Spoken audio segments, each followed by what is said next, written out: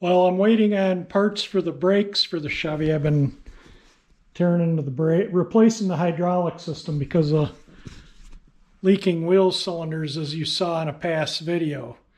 So the brake hose that I thought was right, what they told me was the correct one, turns out it's 3 inches too short because I measured the original one and measured that one. That's the original. And so I got the correct one on order, and I got this coming. So today's Thursday. This stuff may not be here until Monday, but I did get the sway control bushings, and I was, going to order material for these seat belts to put seat belts in the Bel Air. But I really would like the auto retracting ones, so I don't have, the back ones will just be like those. And the back one I was going to put auto retracting in, and that's kind of the dimensions of the retractor. So I just kind of made a rough thing out of cardboard in the dimensions, and I think I can put that right there. I might have to weld some metal in underneath there just to give the fasteners some extra support, but you can tilt them a little bit. But I put that down like where the bolt hole would go. So I think that for the cost of the belt material to the cost of it's a set of 5, so it'd be 2 for the front with retractors and 3 for the back with all the bolt-in hardware is $208.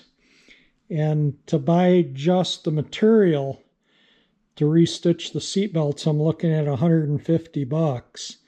So for another, $50-60, I can get these retractor things, which I kind of like.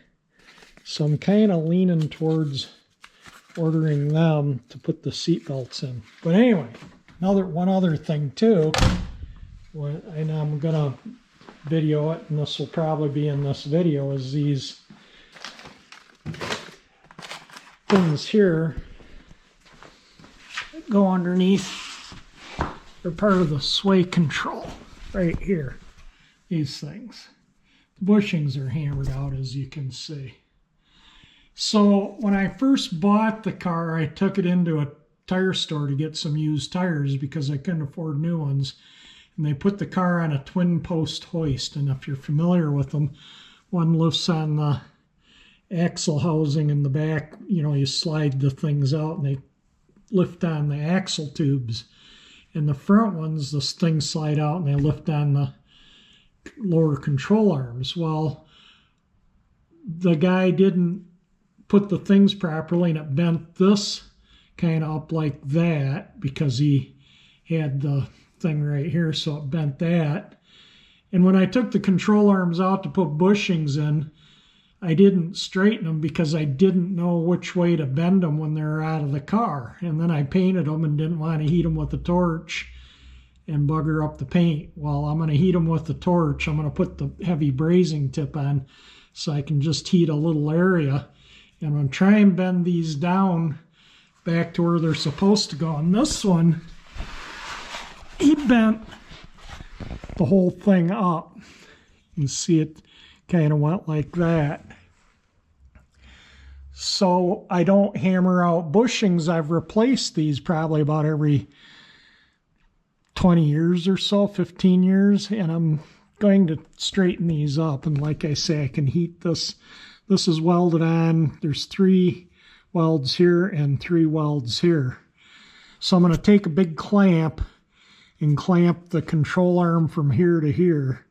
And then I'm going to heat it and try and bend it down with a crescent wrench or something so I don't have to deal with these all the time. So that's been like that since shortly after I got the car on the road. Like I say, I took it in to get some used tires, and the guy didn't know what he was doing when he hoisted the car and bent these things up. And that's been like that since virtually since I owned the car. So I'm going to correct those.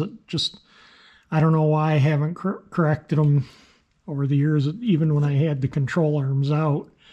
And I've been cleaning under here a little bit, just kind of haphazardly wiping things off so you can kind of see that when you paint things up nice, it keeps things from rusting. Even if they get dirty and greasy and muddy or whatever, they still clean up and they're not rusty. So that's kind of why I do what I do. I got the torches out. I got these sway control components for the sway bar. And I got this is the correct brake line. That other one that I showed was 3 inches too short, but this one here matches the original perfectly. So all I'm waiting for is the new one of these. I got a brand new one coming. This is Saturday, April 6th, which would be my mom's 87th birthday. And anyway, she passed away 15 years ago, but today she would have been 87 if she was still here. So anyway, I'm going to get to working on this, use the torches, and if I need to heat. So I think I showed you where they were messed up under there, so I'm going to get some blocks and clamps. But in the meantime, I've been I had to do some more work on the rental property. It has to have an annual or a biannual. Every 2 years a city where it is does an inspection, and this year I had to do some work on the place. So there was, on the garage, this is the trim board that the gutter attaches to, and it was completely rotten and the gutter was starting to fall, so he wanted this replaced. So I went and measured it and got a piece to length and painted it. I'm going to put 2 coats on this side. I'm going to let this dry a few hours, and I'm going to turn it over and paint the other side so it doesn't rot again, and then I can put the gutter back up. And I need to fix one shingle on the garage. I don't want to dump a lot of money into the garage, because eventually in the next 2 or 3 years I'd like to tear it down and build a new one, maybe a little bigger one, so I can store cars in it. But anyway, just kind of showing you that I'm still doing some work on the properties, this one and the rental property. And I took the old board, rotten board, down to go get this one, and I used it to get the color match mix. That's the color of the garage. First things first, I got to get those out. So let me get my impact gun and we'll get those out, and then we'll straighten these up. I might have to put a clamp on here and here. I'll show you when I get to it, and then I'm going to take a crescent wrench and try and bend that down. And if I can't bend it, I'll heat it with the torch and bend it. So anyway, let me get to it.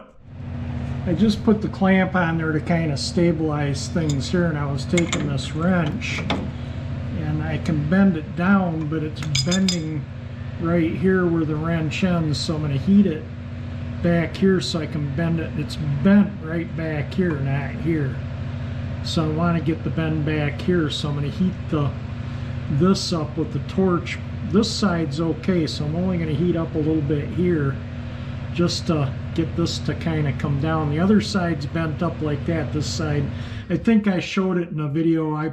This is 2 or 3 days later since I was working on the other bit of video. I haven't worked on the car in a couple of days. Been working out over at the rental house and whatnot. So anyway, let me I'll show you what I'm going to do here. I'll video this if I can. I'm going to try this tip first. This is a number 7. And it's a brazing tip. I don't know, that might even be a little big, but I took the cutting tip off because, I don't want to put that much heat. This is what I used to use when it's a number 1, I think. I don't remember. And I think the numbers weren't away, but when I did the body work on this car back in the 70s and very early 80s, that was the way you put new sheet metal, and you brazed it in. And so I've got these for Christmas, 1981, this torch kit. And then I went and got the cylinders and a cart and kind of just made up a thing. But yeah, I've had these since 81, and I go through, I think you use 3 oxygen, 1 acetylene. That's about a 1/3 full, and this is about a 1/4 full, because you use more oxygen than acetylene. But anyway, this has like I don't know, maybe 300 pounds in it full. Acetylene's a dangerous gas. You don't want to run it over 5 psi. Try and regulate it down around 5. This, if I'm cutting 25, if I'm brazing 5, maybe 7 psi, somewhere around in there. All right, let me get this thing lit up and we'll get to heating. Yeah, you can see that's where I cut with, so I'm going to back this off. I got to open the, so when I braze, I'll probably run it about there, the torch tip. So all right, let me get this thing lit up.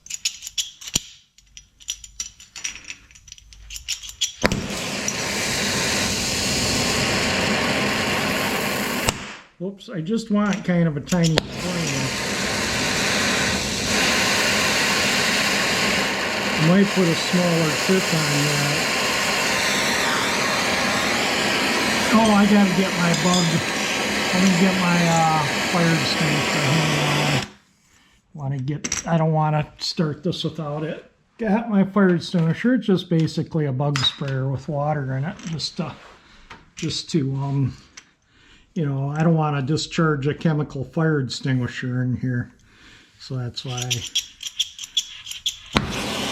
Guess I need new flint in my sparker.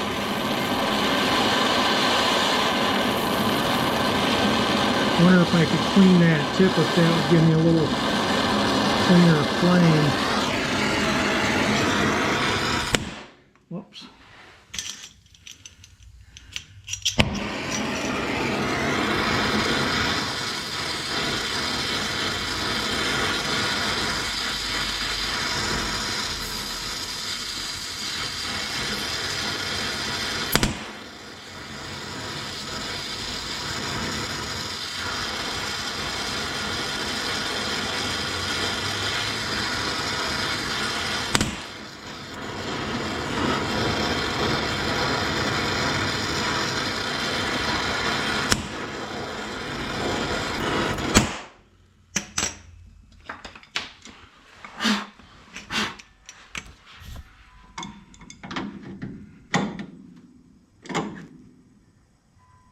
Oh yeah, it bends down like butter.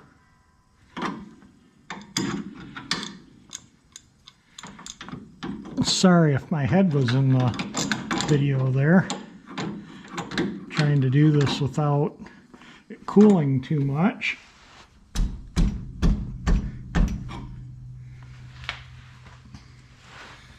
Tell you what, that's getting close to looking pretty good. Might leave it right there and cool it down and put the thing in. I think that's good.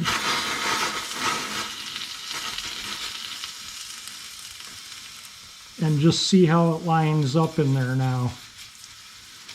I mean, the suspension's all the way down on, even though it's sitting on the jack stands on the suspension is mostly down, so it will be a little different. But I think that once that's up, this is hitting the clamp, that's why I can't move it. But once that's, I think that looks pretty darn good. That looks pretty the way it should be. Maybe bend down a little bit the whole front. I think that needs to come down a little bit. But I'm going to check it and then bend it more if I need to. Well, I think that's going to do it. That is pretty straight, and the bolt comes straight up out of the bottom into the center of the thing above. It might need to come this way just a little bit. It looks like it's a little bit further back in the hole there, so I think I'm gonna bend the whole thing down just ever so slightly, maybe 1/16, an 1/8 or 1/16 of an inch. It's not gonna take much. So I'm gonna reheat it and bend it down. I put my number 5 tip on the torch. I think it'll just be a smaller, more tight flame that I can just heat a given area. So let me get the torch back going here.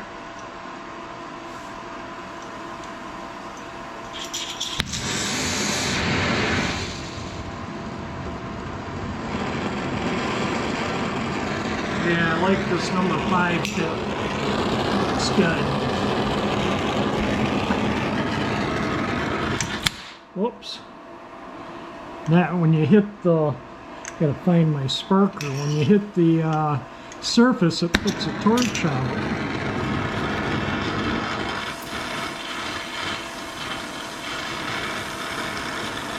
I'm going to heat it all the way across this time.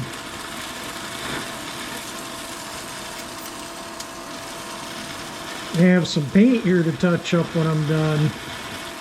Paint's, that's what's burning, is the paint.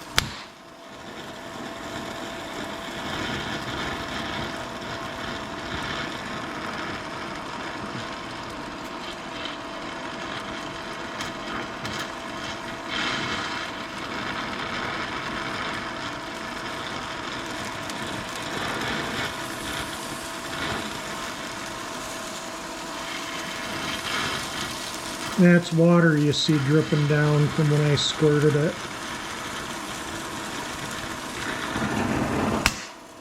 Okay, let me see if I can bend that whole thing down now.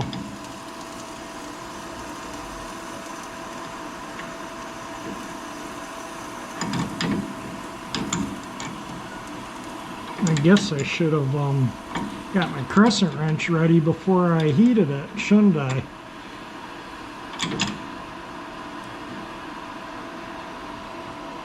Oh yeah, that's probably more than enough. Let me cool that and we'll check it.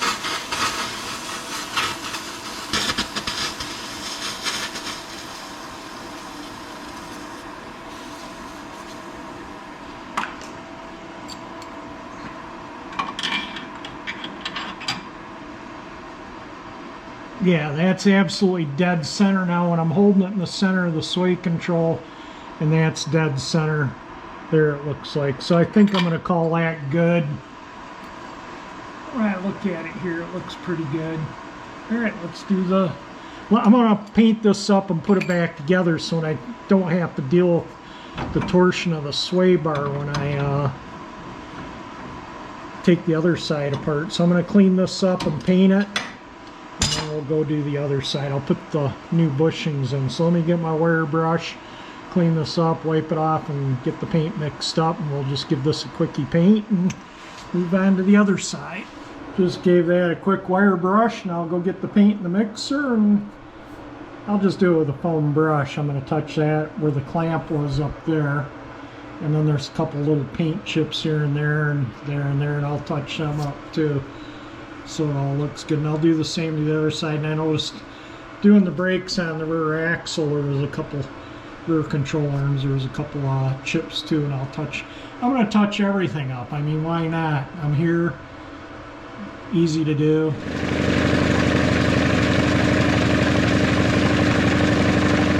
Had to turn the ventilator on, and here the smell was from running the torch was not very attractive. Let's see, I need to get this kind of out of my way. Got things, paint can lids.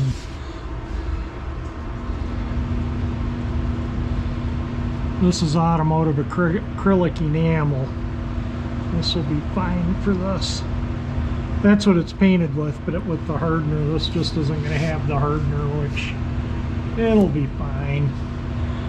If I need to touch it up, whoops, getting paint all over myself. If I need to touch it up in the future, it's no big deal. It looks like I'm going to have to put a couple coats on it, though. I might as well fix those spots while I'm at it and getting paint. Should have put a nitrile glove on, but too late now, right? I got the paint on my hands, might as well just keep right on going.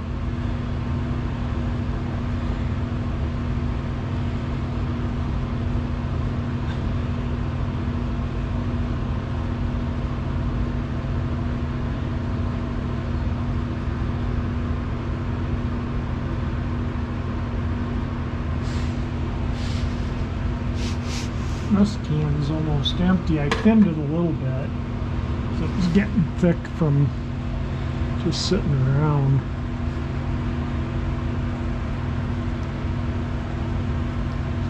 Yeah. Definitely going to put a nitrile glove on and do the other side, because I'm going to have to clean up with some lacquer thinner. Alright, I'm going to let that dry a couple minutes. and then I'm going to tackle a second coat on it, and in the meantime I'm going to go clean that off. Well, I'm going to throw a second quick coat on it. It's been, I don't know, 10 minutes maybe. I got the exhaust fan on and the furnace is running, so sorry if it's a little noisy in here.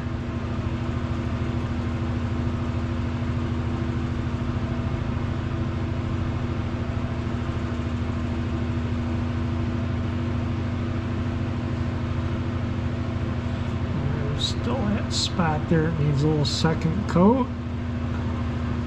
Oh, there's a chip there. Chip there. Just kind of hit that whole area. And then there's those chips that were here that I'm gonna, and they may be stone chips from road, you know, from going down the road and stuff gets kicked up. And make sure I got paint on this side over here. No, I missed this side, so I got it right there.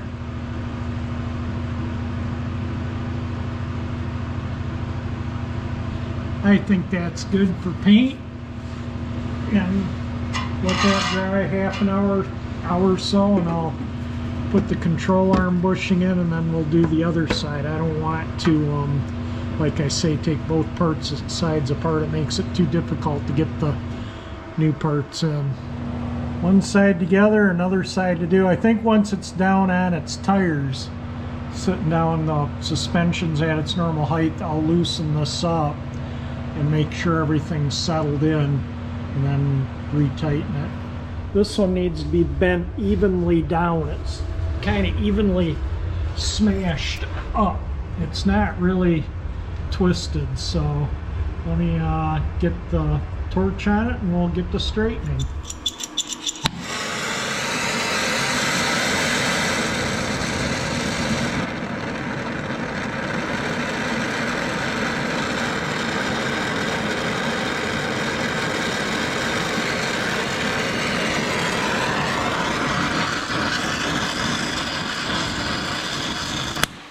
Whoops.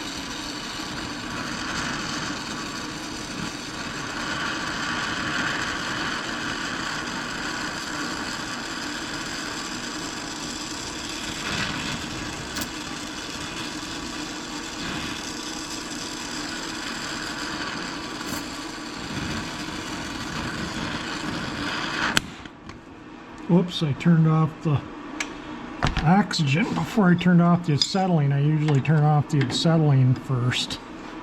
Let's see.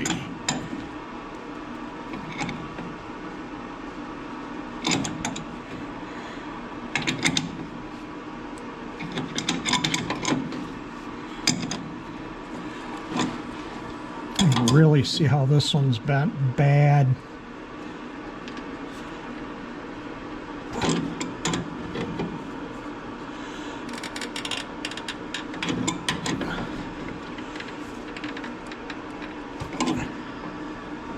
Still got to come down quite a bit, so I think I'll heat it back up. I'll clean some of this paint off so it doesn't flame back up.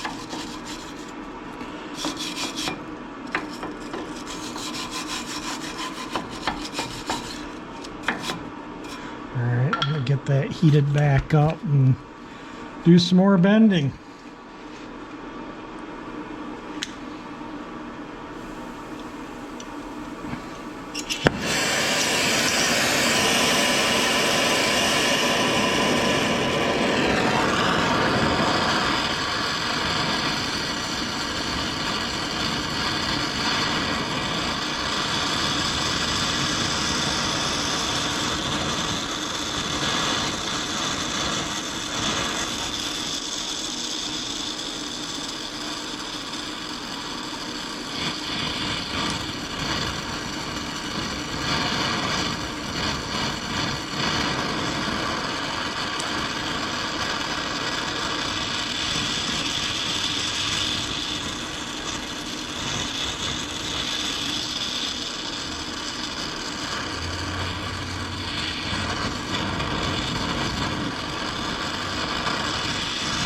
Alright, let's try and bend that.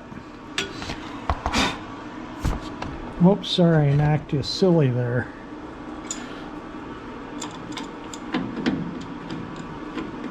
Just need to go this way maybe.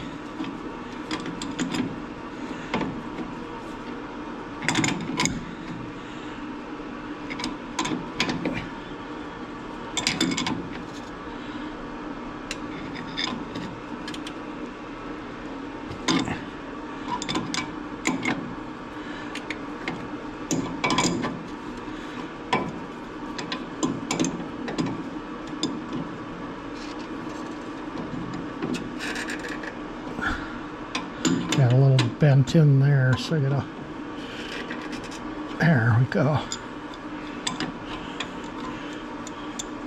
Well, I might cool that down and try the bushing in there and see how it fits.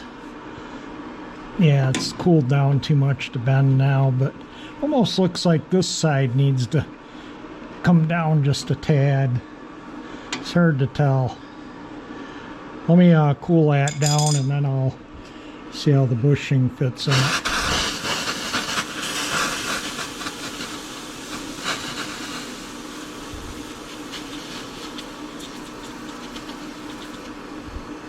Alright, let that cool for a minute and then whoops, I'm getting my sparker wet.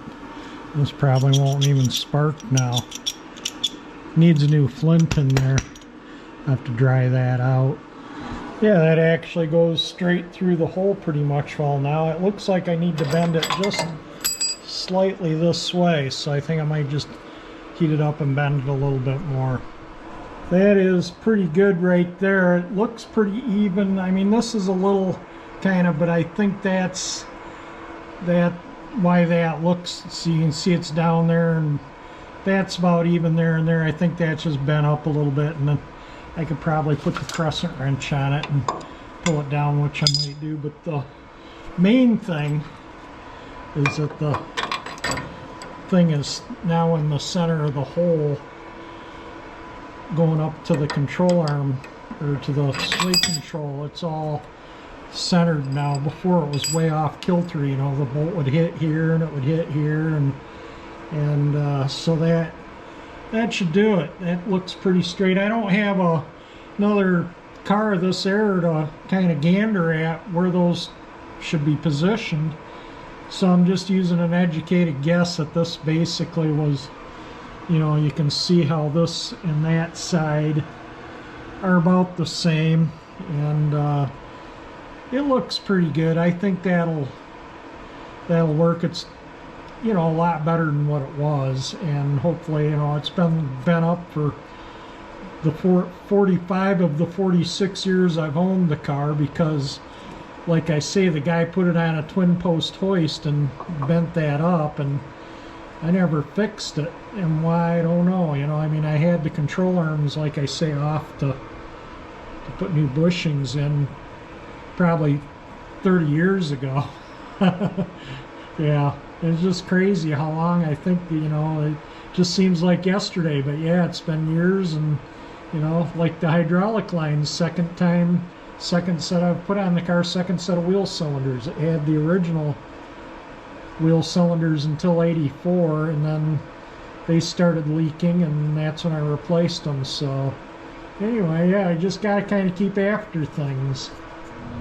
That is nicely painted up. I'm going to go in and have lunch, and then we'll put the part in. The passenger side control arm bushings are done. They fit really nice. Yeah, this is gonna, these shouldn't hammer out. These should last a long time. Very happy with the way it looks. You can see like the spindle where it's nice and clean and black, where I wipe some of the grease off. You know, like I said, over the years when I take things apart, I paint everything, as you can obviously. But anyway, there we go. We got the control arm bushings. I'm waiting on the power steering. It's one of these. It's this line right here, I think, that was leaking. I don't remember now, but I'm gonna swap them both out. I've had one of these blow in the past, maybe this one, and I just changed it. And now, so I'm just going to do them both and be done with it. Whole undercarriage of the car so you can kind of get a glimpse.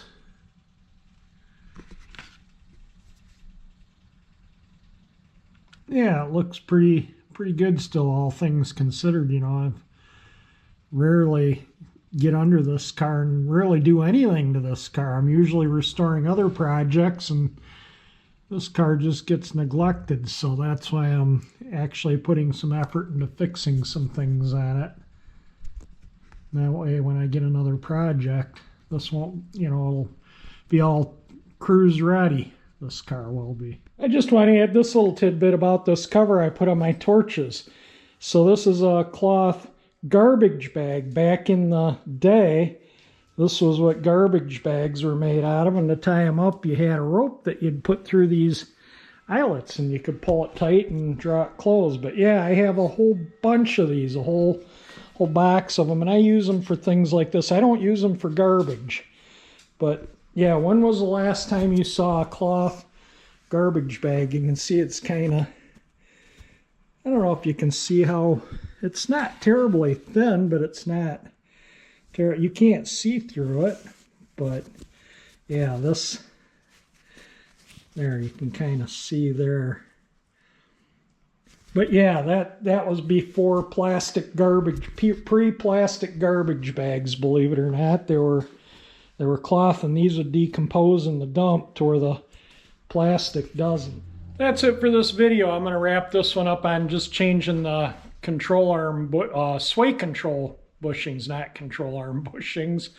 Anyway, they're replaced. I got waiting on the power steering lines. Are supposed to be here Monday. And this junction block that I'm waiting on is supposed to be here Tuesday. So hopefully Tuesday or Wednesday I can finish up the brakes.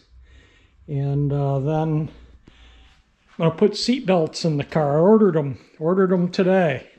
So I'll do a little video on that once they come and show you what I'm going to do. I was going to use these ones that Martin gave me for the Bel Air. I was going to order the gray belt material. So by the time I figured out how many yards of material I need, and you know, then I need to get the hardware and everything to mount them in, I was looking at about $170, $160, $70 right in there. And I ordered, and that would only be 4 belts. That would be just the front 2 and the back 2. So I ordered